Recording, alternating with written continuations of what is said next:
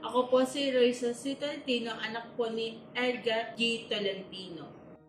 Dumating po yung hindi namin inaasahan na pangyayari yung January 6, 2022 na bigla pong sinugod sa ospital yung aking ama dahil po nakaroon po siya ng stroke kung saan po CT-scan siya. After niya sa CT scan is nakita doon ng pamumuo ng kanyang dugo sa utak. At ang ginawa namin, sa Diyos na lang namin yung lahat ng words namin. Kasi siya na lang yung malalapitan namin sa oras na yun. At dumating nung araw na kinakatakutan namin yung January 8. Akala ko New Year, New Beginning. New Beginning nga, kaso lang wala na yung aming ama.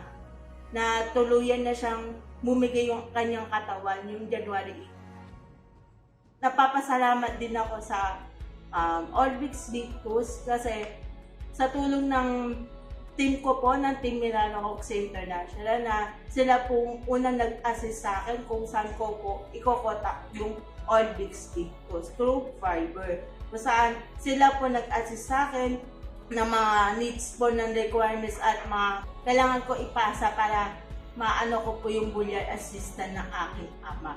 Magte-thank you ako sa OBI saan na-claim ko na tong bullion assistant na yun araw na to ng January 27, 2022. Malaking bagay itong tulong sa amin kasi yung sa may burial po ng mga expenses is mababayaran po namin.